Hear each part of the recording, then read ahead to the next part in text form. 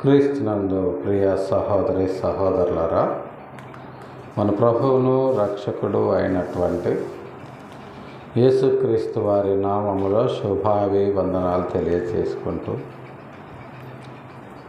ఈ ఆదివారపు ఆరాధన కార్యక్రమాన్ని ప్రారంభించుకుందామండి.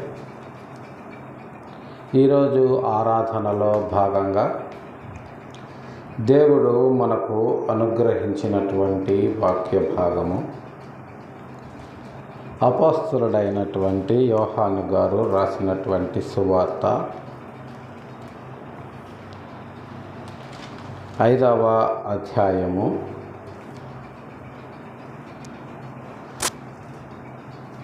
యోహాను సువార్త 5వ అధ్యాయము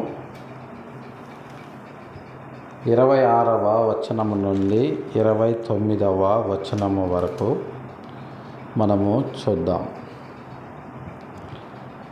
యోహాను సువార్త 5వ అధ్యాయము 26వ వచనము నుండి 29వ వచనము వరకు.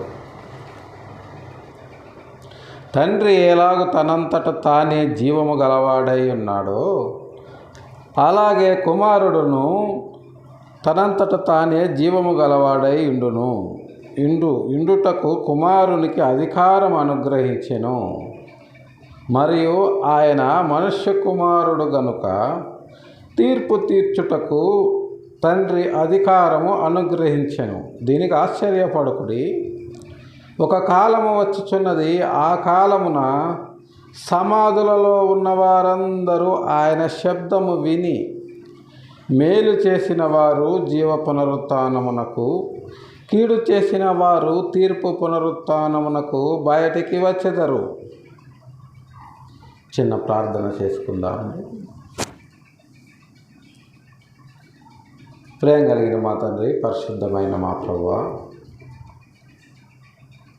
గడిచిన పరిశుద్ధ దినం మొదలుకొని నేటి పరిశుద్ధ దినం వరకు మా పనిపాటల్లో, మా ప్రయాణాల్లో మాకు తోడు నీడగా ఉంది.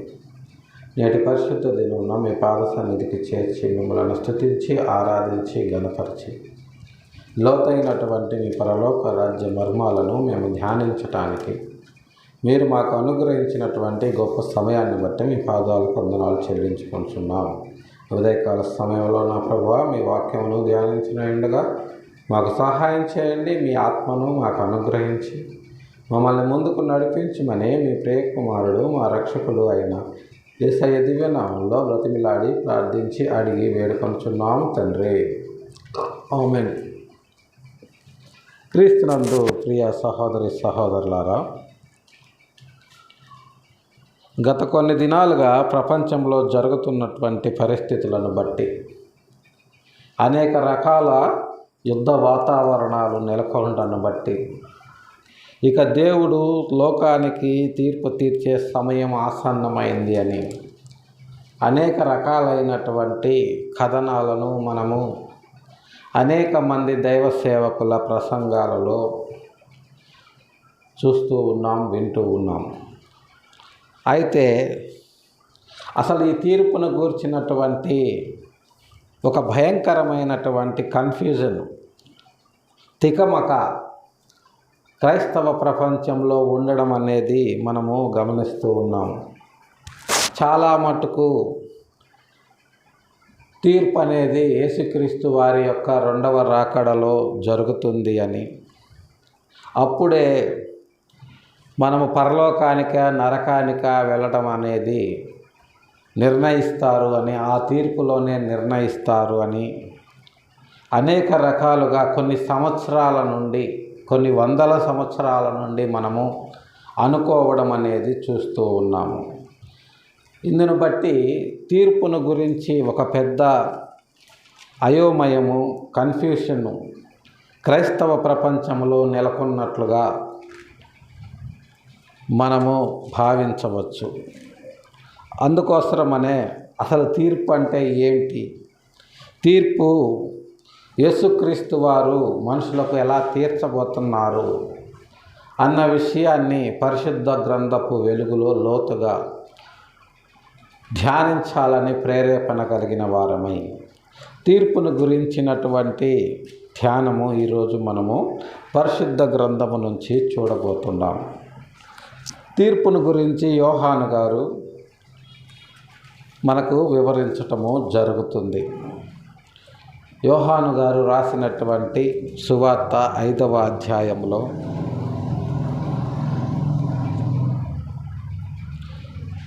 25వ వచనము నుంచి మనము 29వ వచనాల వరకు గమనిస్తే,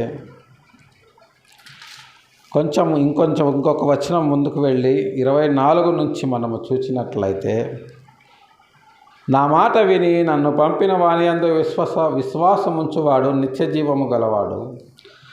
వాడు తీర్పులోనికి రాక మరణములో నుండి జీవములోనికి దాటి ఉన్నాడని మీతో నిశ్చయముగా చెప్పుచున్నాను. మృతులు దేవుని కుమారుని శబ్దము విను గడియ వచ్చుచున్నది, ఇప్పుడే వచ్చి ఉన్నది. దానిని వినువారు జీవింతురని మీతో నిశ్చయముగా చెప్పుచున్నాను. తండ్రి ఎలాగూ తనంతట తాను జీవము గలవాడై ఉన్నాడో, అలాగే కుమారుడును తనంతట తానే జీవము గలవాడై ఉండును. కుమారునికి జీవము గలవాడై ఉండుటకు కుమారునికి అధికారం అనుగ్రహించెను. మరియు ఆయన మనుష్య కుమారుడు గనుక తీర్పు తీర్చుటకు తండ్రి అధికారం అనుగ్రహించెను.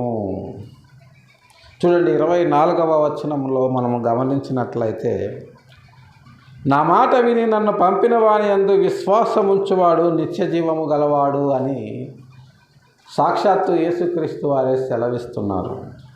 ఆయన మాట విని ఆయన యందు విశ్వాసం ఉంచినప్పుడు నిత్య జీవము గలవారం అవుతాము. మొదట ఆయన మాట వినాలి, ఆ తరువాత ఆయన యందు మనం విశ్వాసం ఉంచాలి, ఆ తరువాత ఆయన్ని మనము రక్షకునిగా అంగీకరించాలి. అప్పుడే మనకు నిత్య జీవం అనేది కలుగుతుంది అని ఆయన సెలవిస్తూ ఉన్నారు. అయితే ఆయన మాట వినక ముందు, ఆయన యందు విశ్వాసం ఉంచక ముందు మన పరిస్థితి ఏంటి? మనం ఎలాగున్నాము? నిత్య జీవము గలవారం అవుతాము అంటే మనము జీవము లేని వారముగా ఉన్నామా? మృతులైన వారముగా ఉన్నామా అని మనం ఆలోచించినట్లయితే ఆ మాటను స్పష్టంగా పరిశుద్ధ గ్రంథము తెలియచేస్తుంది. ఎఫెసీలకు రాసిన పత్రిక అపోస్తలుడైనటువంటి పౌలు గారు ఎఫెసీ సంఘానికి రాసిన పత్రిక 2వ అధ్యాయము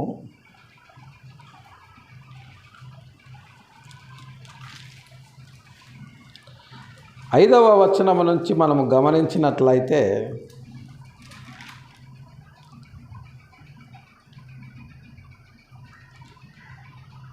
అయినను దేవుడు కరుణా సంపన్నుడై ఉండి మనము మన అపరాధముల చేత చచ్చిన వారమై ఉండినప్పుడు సైతము మన ఎడల చూపిన తన మహా ప్రేమ చేత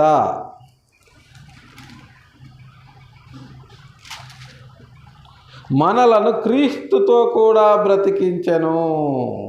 కృపచేత మీరు రక్షింపబడి ఉన్నారు.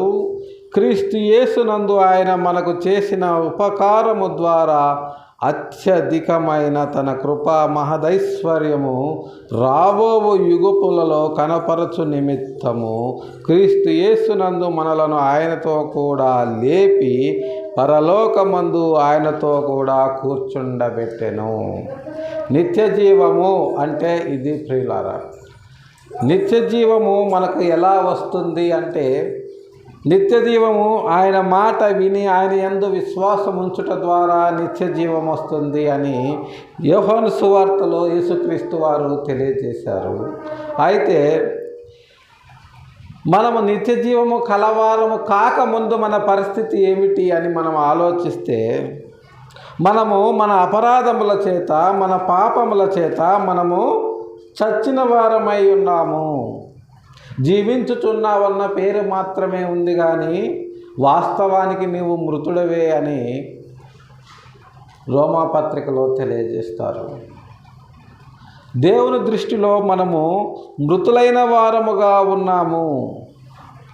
ఆయన దృష్టికి మనము సజీవులముగా లేము. లోకము దృష్టిలో మాత్రమే మనము మనుషుల్లాగా కనబడుతున్నాము, కానీ దేవుని దృష్టిలో సమాధులు, కదులుతున్న సమాధుల్లాగా మీరు నాకు కనబడుతున్నారు అన్నారు. అలాగనే ఆయన శాస్త్రాలను పరిచయలను ఉద్దేశించి సున్నము కొట్టిన సమాధులు అన్నారు. సున్నము కొట్టిన సమాధి పైకి చూడటానికి చాలా అందంగా కనబడుతుంది, కానీ ఆ సమాధి తెరిస్తే లోపల కుళ్ళు కంపు కొడుతుంది. అలాగనే వారి హృదయాలు ఉన్నాయి అని వారిని ఉద్దేశించి సున్నము కొట్టిన సమాధులు అన్నారు. కానీ సాధారణమైన మనల్ని మాత్రము మీరు మృతులైన వారై ఉన్నారు అన్నారు. మనము మృతులైనాము, కానీ జీవించే అవకాశం ఉంది. ఎలా జీవించే అవకాశం ఉంది అంటే తాత్కాలికంగా జీవించే అవకాశము కాదు, శాశ్వతముగా నిత్యము జీవించే అవకాశం ఉంది. అది నా ద్వారానే మీకు దొరకబోతుంది అని యేసుక్రీస్తు వారు సెలవిస్తున్నారు. ప్రియులారా, నా మాట విని నన్ను పంపిన వాని యందు విశ్వాసం ఉంచువాడు నిత్య జీవము కలవాడు. వాడు తీర్పులోనికి రాక మరణములో నుండి జీవములోనికి దాటి ఉన్నాడు. మరణము అంటే మా శరీరానికి సంభవించబోయేది కాదు, ఇది ఆధ్యాత్మిక మరణము. అంటే ఆత్మకు సంభవించబోయేది, అంటే అది నిత్యాగ్ని దండన. ఆ నిత్యాగ్ని దండనలోనికి రాకుండా, తీర్పులోనికి రాక మరణములో నుండి జీవములోకి దాటి ఉన్నాము.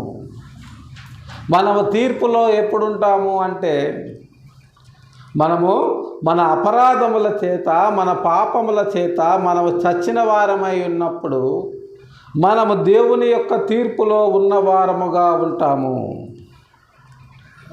ఆ తీర్పు ఎలా ఉంటుంది మన పట్ల అని మనం ఆలోచించినట్లయితే చూడండి, అదే యోహాను గారు రాసినటువంటి సువార్త 3వ అధ్యాయము 18వ వచనము నుండి మనము గమనించినట్లయితే, యోహాను సువార్త 3వ అధ్యాయము 18వ వచనము నుండి మనము గమనించినట్లయితే, ఆయన యందు విశ్వాసం ఉంచువానికి తీర్పు తీర్చబడదు. ఆయన యందు విశ్వాసం ఉంచువానికి ఈ లోకములో తీర్పు తీర్చబడదు.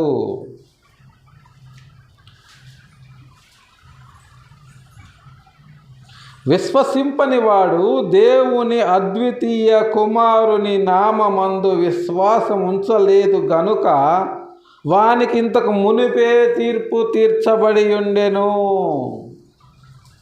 చూడండి, మనము మన అపరాధముల చేత, మన పాపముల చేత మనము చచ్చిన వారమై ఉన్నామంటే దాని అర్థము మనకి ముందే తీర్పు తీర్చేశాడు దేవుడు.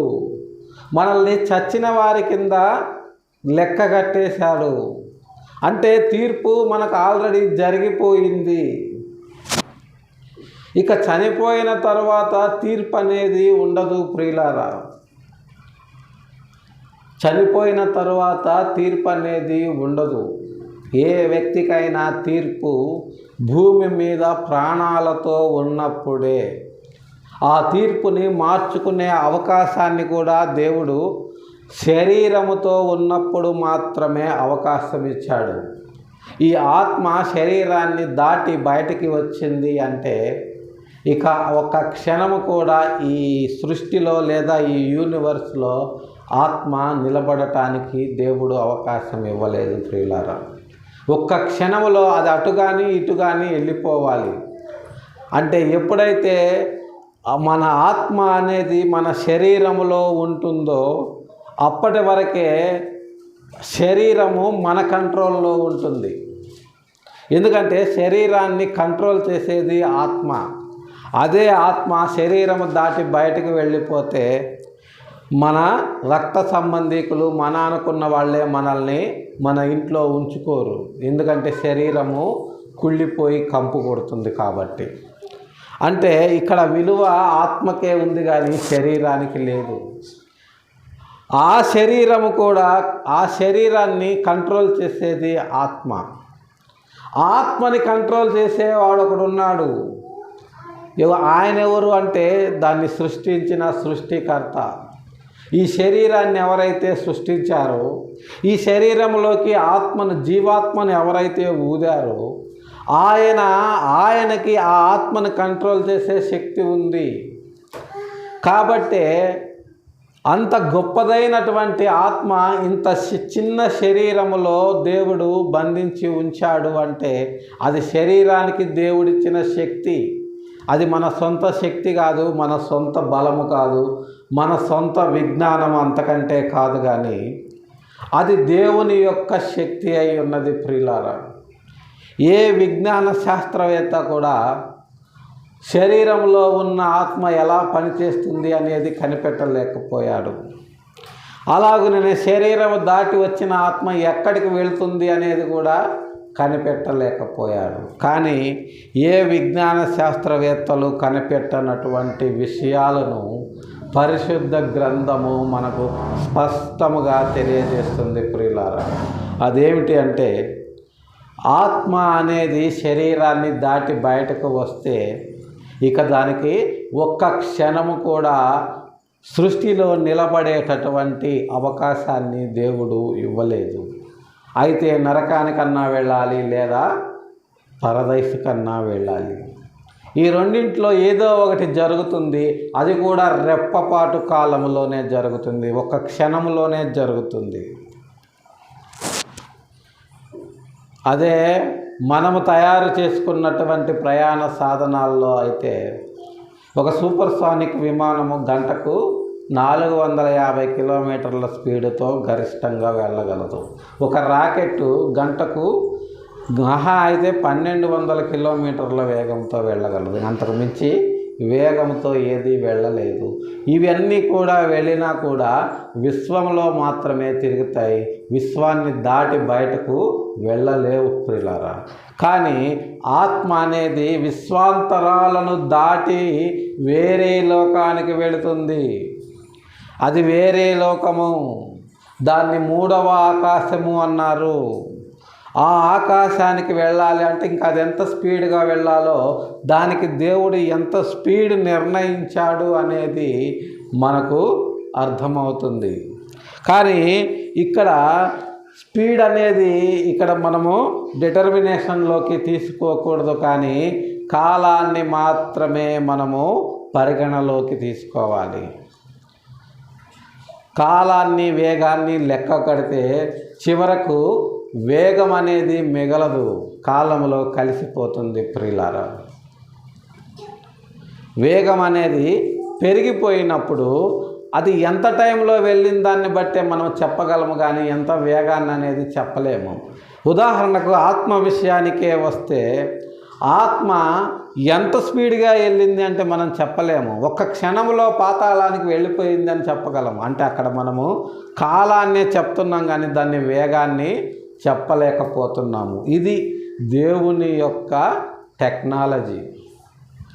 ఇది మానవ మేధస్సుకి ఎప్పటికీ కూడా అందనటువంటి పరిస్థితి. ప్రియులారా, కానీ దాన్ని అందుకోవాలని మనం ప్రయత్నం చేయాల్సిన అవసరం లేదు. కానీ అది ఎలా పనిచేస్తుంది, దాని మాన్యువల్ ఏంటి, దాని క్యాటలాగ్ ఏంటి అనేది పరిశుద్ధ గ్రంథము మనకు స్పష్టంగా తెలియజేస్తుంది.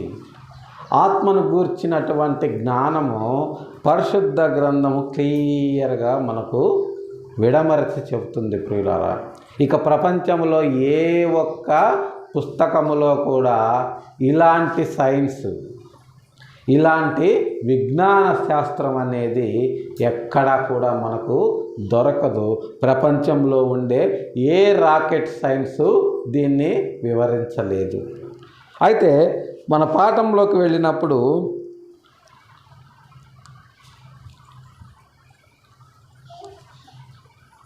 తీర్పు తీర్చబడదు, ఆయన యందు విశ్వాసముంచువానికి తీర్పు తీర్చబడదు, విశ్వసింపని వాడికి ఇదివరకే తీర్పు తీర్చబడేను. మనం భూమి మీద ఉన్నప్పుడే ఆయనను విశ్వసించకపోతే మన గురించి అక్కడ రాసేశారు, ఇక వీడు అక్కడికే అని రాసేశారు. కానీ దాన్ని మనము మార్చుకునే అవకాశాన్ని యేసుక్రీస్తు వారు ఇస్తున్నారు ప్రియులారా. యేసుక్రీస్తు వారు మన గురించి ముందే రాసినటువంటి తీర్పుని మార్చుకునే అవకాశాన్ని ఎలా ఇస్తున్నారు అని మనం ఆలోచించినట్లయితే, మృతులు దేవుని కుమారుని శబ్దము విను గడియ వచ్చుచున్నది, ఇప్పుడే వచ్చి ఉన్నది. చూడండి, యోహాను సువార్త 5వ అధ్యాయము 25వ వచనం మనం చూసినట్లయితే, మృతులు అంటే చనిపోయి సమాధిలో పెట్టబడిన వారు కాదు. మన అపరాధముల చేత, మన పాపముల చేత మనము చచ్చిన వారమై ఉన్నప్పుడు మనల్ని మృతులుగా సంబోధిస్తున్నారు ఇక్కడ యేసుక్రీస్తు వారు. మృతులు దేవుని కుమారుని శబ్దము విను గడియ వచ్చుచున్నది, ఇప్పుడే వచ్చి ఉన్నది. మన అపరాధముల చేత, మన పాపముల చేత మనము చచ్చిన వారమై ఉన్నప్పుడు, మనము మృతులముగా ఉన్నప్పుడు దేవుని కుమారుని శబ్దము విను గడియ వచ్చి ఉన్నది. దేవుని కుమారుని శబ్దము మనము వినబోతున్నాము. అది ఆల్రెడీ మనము వింటున్నాము. గత 2000 సంవత్సరాల నుంచి దేవుని కుమారుని శబ్దము అనేక మంది సేవకుల ద్వారా, మొదట శిష్యుల ద్వారా, ఆ తర్వాత అపోస్తుల ద్వారా, ఆ తర్వాత అనేక మంది సేవకుల ద్వారా, అనేక మంది బిషప్పుల ద్వారా దేవుని కుమారుని యొక్క శబ్దము మనకు వినబడుతూ ఉన్నది. ఆ శబ్దము మనము విన్నప్పుడు మృతులముగా ఉన్నటువంటి మనము జీవింతురు, దానిని వినువారు జీవింతురని మీతో నిశ్చయముగా చెప్పుచున్నాను. దేవుని కుమారుని శబ్దము మనం విన్నప్పుడు మృతులముగా ఉన్న వాళ్ళము జీవము కలిగిన వాళ్ళముగా అవుతాము. ఎలా జీవము కలిగిన వాళ్ళముగా అవుతాము అంటే, తండ్రి ఏలాగు తనంతట తానే జీవము గలవాడై ఉన్నాడో అలాగే కుమారుడును తనంతట తానే జీవము గలవాడై ఉండుటకు కుమారునికి ఆయన అధికారం ఇచ్చాడు. తండ్రి జీవము కలిగిన వాడు, ఆయన స్వతహాగా జీవించుచున్నవాడు, ఉన్నవాడు, అనువాడు. ఆయన ఎలాగైతే జీవము కలిగి ఉన్నాడో అదే జీవాన్ని కుమారునికి ఇచ్చాడు. ఆ జీవము భూమి మీద ఉండే ప్రజలందరికీ ఇవ్వటానికి కుమారునికి తండ్రి అధికారాన్ని ఇచ్చాడు. కాబట్టి ఆయన శబ్దము విని ఆయన యందు విశ్వసించిన వారు మృతులైనప్పటికీ కూడా వాళ్ళు నిత్యము జీవించేటటువంటి నిత్య జీవాన్ని పొందుకుంటారు అని తెలియజేస్తున్నారు ప్రియులారా. దీనికి ఆశ్చర్యపడకుడి, ఒక కాలం వచ్చుచున్నది, ఆ కాలమున సమాధుల్లోనున్న వారందరూ ఆయన శబ్దము విని మేలు చేసిన వారు జీవ పునరుత్థానమునకు, కీడు చేసిన వారు తీర్పు పునరుత్థానమునకు బయటకు వచ్చెదరు. ఈ మాటను బట్టి క్రైస్తవ ప్రపంచము ఒక రకమైనటువంటి కన్ఫ్యూజన్లోకి వెళ్ళిపోయింది ప్రియులారా. సమాధుల్లో ఉన్న వారందరూ ఆయన శబ్దము విని లేచి వస్తారు అంటే, చనిపోయి సమాధుల్లో ఉన్నవాళ్ళు సమాధులు తెరవబడి లేచి వస్తాయి అనుకుంటున్నారు. కానీ పరిశుద్ధ గ్రంథము ఆ విషయాన్ని చెప్పడం లేదు ప్రియులారా. సమాధుల్లో ఉన్నవారు అంటే మృతులైన వారు ఎక్కడుంటారు? సమాధిలో ఉంటారు. అంటే దేవుని దృష్టిలో మనము మృతులైన ఉన్నప్పుడు ఆయన దృష్టిలో మనము సమాధుల్లో ఉన్నవారు క్రింద లెక్క అన్నమాట. సమాధుల్లో ఉన్నవారు అంటే మృతులైన వారు అని. మృతులైన వారు ఆయన శబ్దము విని మేలు చేసిన వారు జీవ పునరుత్థానమునకు. ఆయన శబ్దము విని మేలు చేయాలి మనము. అంటే ఆయన శబ్దము విన్నప్పుడు ఆ మాట మనము మన హృదయాల్లో నిలుపుకోవాలి. తద్వారా ఆయన యందు విశ్వాసం ఉంచాలి. ఆ విశ్వాసం ఉంచిన తర్వాత మనము మేలు చేయాలి అంటే ఆ మాటను అనేకులకు ప్రకటించి చనిపోయినటువంటి వారిని మనము కూడా బ్రతికించాలి. లోకానికి నేను తీర్పు తీర్చను, నా మాటే తీర్పు తీరుస్తుంది అని ఇదే యోహాను సువార్త 15వ అధ్యాయంలో అంటాడు ఆయన. అంటే ఒక మనిషిని చంపటానికైనా ఒక మనిషిని బతికించటానికైనా దేవుడు వాడేటటువంటి బలమైన ఆయుధం ఏంటి అంటే మనము ప్రకటిస్తున్నటువంటి దేవుని వాక్యము. కాబట్టి దీనికి మీరు ఆశ్చర్యపడుకుని ఒక కాలం వచ్చుచున్నది. ఏంటా కాలం అంటే ఇప్పుడు మనము ప్రకటిస్తున్నటువంటి దేవుని వాక్య కాలము. ఆ కాలములో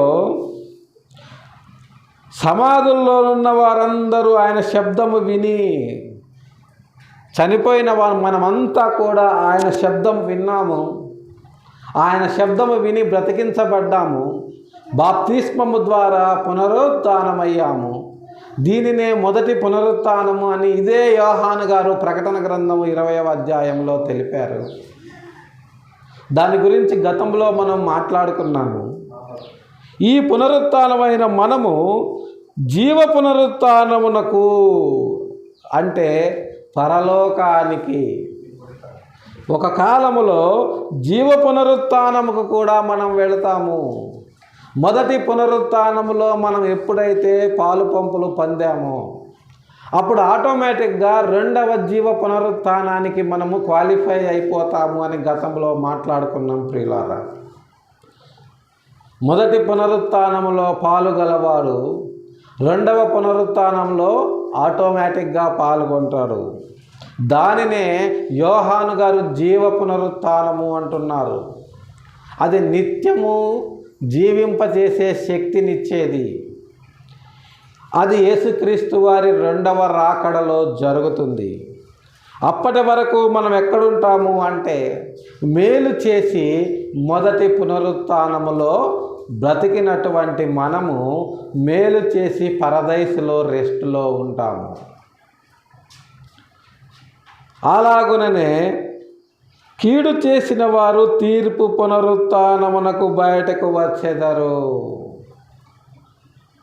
కీడు చేస్తారు దేవుని వాక్యము విని. అలాగున సంతోషముగా దేవుని వాక్యమును అంగీకరించకుండా దేవుని వాక్యమును నిర్లక్ష్యము చేస్తూ రక్షణ భాగ్యాన్ని కాలదన్నుకొని వాళ్ళు చనిపోయినప్పుడు వాళ్లకు ముందే తీర్పు జరిగిపోతుంది. వాళ్ళు ఆల్రెడీ చచ్చిపోయి ఉంటారు. వాళ్ళు కూడా పునరుత్థానానికి వెళ్ళాలి. వాళ్ళు కూడా పునరుత్థానానికి వెళ్ళాలి అంటే వారు చనిపోయిన ఆ బాడీలో నుంచి వారి ఆత్మ పునరుత్థానం అవుతుంది. అది ఎక్కడికి పునరుత్థానం అవుతుంది అంటే తీర్పు పునరుత్థానానికి. అది నిత్యమైన తీర్పు. అదే నరకము అంటాం ప్రియులారా. నరకము అనేటటువంటి నిత్యమైన తీర్పు పునరుత్థానానికి కీడు చేసిన వాళ్ళు వెళతారు.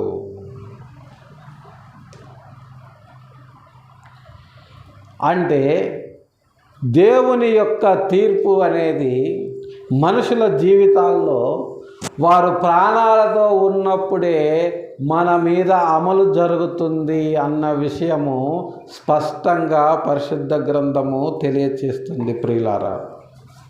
ఒక్కసారి తీర్పు తీర్చబడితే భూమి మీద దానిని మనము ప్రాణాలతో ఉన్నప్పుడే ఆ తీర్పును మనము మార్చుకునే అవకాశాన్ని, అప్పీల్ చేసుకునే అవకాశాన్ని దేవుడు మనకి ఇస్తున్నాడు. మనకు ముందే తీర్పు తీర్చేశాడు. ఆ తీర్పు మనము చచ్చిపోయిన వారమని డిసైడ్ చేసేసాడు. మన అపరాధముల చేత, మన పాపముల చేత మనము చచ్చిపోయామని, మనల్ని సమాధులని డిసైడ్ చేసేసాడు. కానీ యేసుక్రీస్తు వారు మన తరపున లాయర్గా, అడ్వకేట్గా వచ్చి ఆయన ఇంకొకసారి అప్పీల్ చేసుకునే అవకాశాన్ని మనకు ఇచ్చాడు. ఆయన నామములో మళ్ళా మనం అప్పీల్ చేసుకున్నప్పుడు ఆయన రక్తములో మనల్ని నీతిమంతులుగా తీర్చాడు. ఆయన మాట విని ఆయన యందు విశ్వాసం ఉంచుట ద్వారా తిరిగి మనము ఆ తీర్పు నుంచి తప్పించుకొని నిత్య జీవం అనేటటువంటి జీవ పునరుత్థానానికి మనము యేసుక్రీస్తు ద్వారా వచ్చే అవకాశాన్ని, బృహత్తర అవకాశాన్ని యేసుక్రీస్తు, మన రక్షకుడైనటువంటి యేసుక్రీస్తు వారు కల్పించారు ప్రియులారా. కాబట్టి తీర్పు అనేది ఎప్పుడో చనిపోయిన తరువాత జరిగేది కాదు, లేదా యేసుక్రీస్తు వారి రెండవ రాకడలో జరిగేది కాదు ప్రియులారా. తీర్పు అనేది మనము ప్రాణాలతో, శరీరముతో ఈ భూమి మీద ఉన్నప్పుడే జరుగుతుంది. అది జీవ పునరుత్థానమా లేదా మరణ తీర్పు పునరుత్థానమా అనేది మనమే డిసైడ్ చేసుకోవాలి. ఒకవేళ జీవ పునరుత్థానం అయితే ఆయన మాట విని ఆయన యందు విశ్వసించుట ద్వారా మనము జీవ పునరుత్థానములోనికి వెళ్ళిన వారమై అవుతాము. ఆ తరువాత మనము మేలు చేయాలి. ఏంటా మేలు అంటే, మనము విన్నటువంటి మాటను, మనకున్నటువంటి విశ్వాసాన్ని అనేకులకు ప్రచురించాలి, అనేకులకు చాటి చెప్పాలి, అనేకులను మనలాగా తీర్పు పునరుత్థానము నుంచి తప్పించి జీవ పునరుత్థానములోకి నడిపించాలి.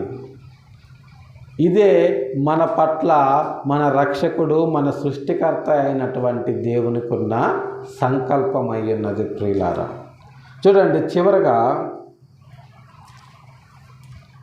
కొలస్సీలకు రాసిన 2వ పత్రిక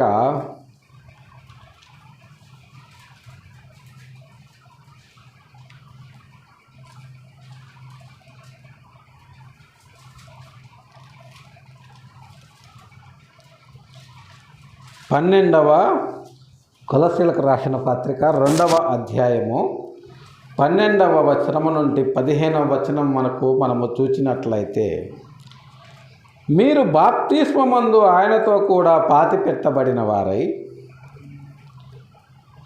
ఆయనను మృతులలో నుండి లేపిన దేవుని ప్రభావమందు విశ్వసించుట ద్వారా ఆయనతో కూడా మనము లేచాము. దీనినే జీవ పునరుత్థానము అని యోహాను గారు అన్నారు. మరియు అపరాధముల వలన శరీరమందు సున్నతి పొందక ఇండుట వలనను మీరు మృతులై ఉండగా దేవుడు వ్రాతరూపకమైన ఆజ్ఞ వలన మన మీద రుణముగాను మనకు విరోధముగాను నుండిన పత్రమును మేకులతో సిలువకు కొట్టి దాని మీది చేవ్రాతను తుడిచివేసి మనకు అడ్డము లేకుండా దానిని ఎత్తివేసి మన అపరాధములన్నింటినీ క్షమించి ఆయనతో కూడా మిమ్మును జీవింపజేసెను. ఆయన ప్రధానులను, అధికారులను నిరాయుధులనుగా చేసి శిలువ చేత జయోత్సవముతో వారిని పట్టి తెచ్చి బహాటముగా వేడుకకు కనుపరిచెను. ఇది యేసుక్రీస్తు వారు చేసినటువంటి, ఆయన మన పట్ల ఆయన జరిగించినటువంటి గొప్ప కార్యము. ఇందువలననే యేసుక్రీస్తు వారు లోకాల నేలే చక్రవర్తి అయ్యారు, భూపతులకు అధిపతి అయ్యారు. మనము మన అపరాధముల చేత మనము చచ్చిన వారమై ఉన్నప్పుడు బాప్తిస్మము చేత మనల్ని పాతిపెట్టాడు. ఆ తరువాత మృతులలో నుండి మొదట ఆయన లేచిన విధంగా మనల్ని కూడా లేపాడు. ఆయనతో కూడా మనము నూతనముగా పునరుత్థానములో పాలు పొందిన వారమై నూతన సృష్టిగా మనము ఈ లోకములో తిరిగి జన్మించి ఆ తరువాత ఆయన కొరకు మనము బ్రతికి మేలు చేసిన వారమై మనము జీవ పునరుత్థానానికి వెళ్ళాము.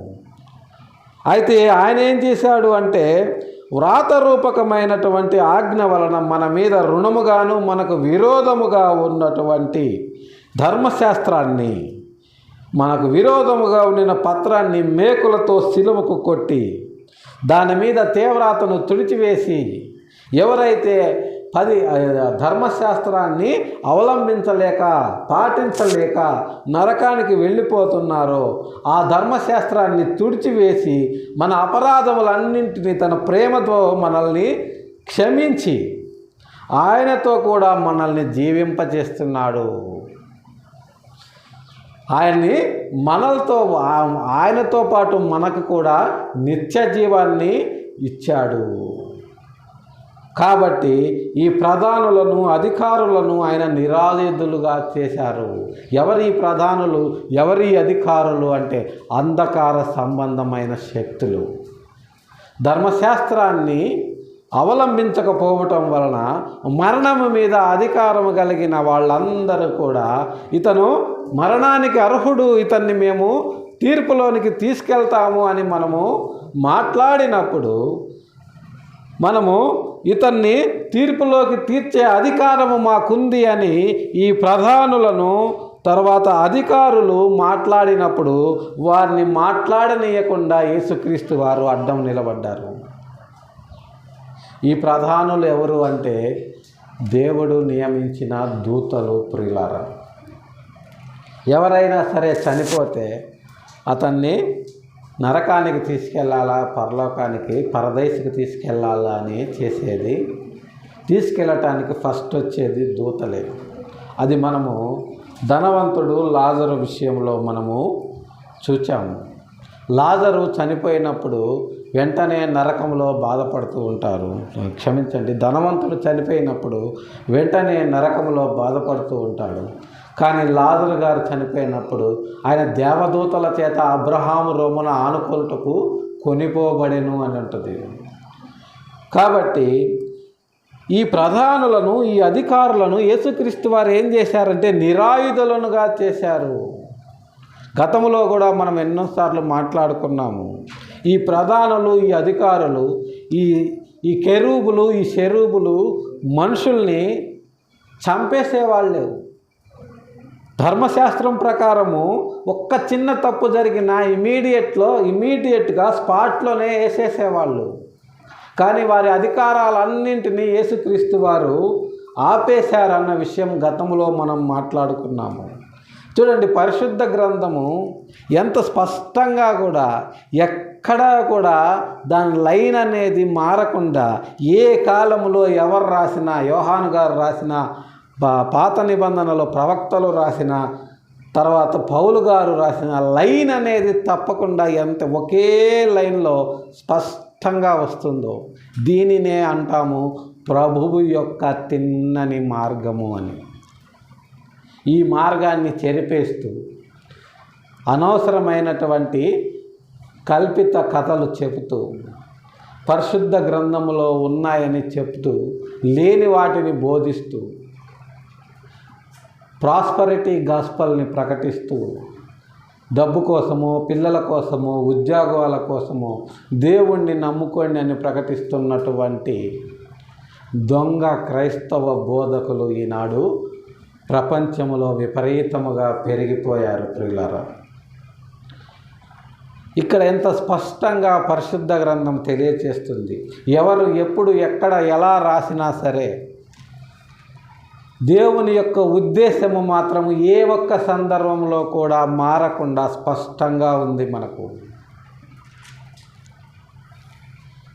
కాబట్టి తీర్పు అనేది మనము భూమి మీద శరీరంతో ఉన్నప్పుడే జరగబోతుంది అని, ఆ తీర్పును మార్చుకునే అవకాశాన్ని యేసుక్రీస్తు ద్వారా మనకు కల్పించారు అని, ఆ తీర్పులోనికి మనము జీవ పునరుత్థానములోకి ఎప్పుడైతే మారతామో ఆయనను మన సొంత రక్షకునిగా అంగీకరించి ఆయన నామములో మనము బాప్తిస్మము తీసుకొని ఆయనతో కూడా పాతిపెట్టబడిన వారమై ఆయనను మృతులలో నుండి లేపిన దేవుని ప్రభావమందు విశ్వసించుట ద్వారా మనము ఆయనతో కూడా లేచి మొదటి పునరుత్థానములో మనము పాలుగలవారమై తరువాత మన జీవితకాలం అంతా మనము మేలు చేయుచు, అంటే దేవుడు మనకు చేయమని నిర్దేశించిన కార్యక్రమాలన్నీ మన జీవిత కాలంలో జరిగిస్తూ అనేకులకు ఆ మేలులను ప్రకటిస్తూ అనేక మందిని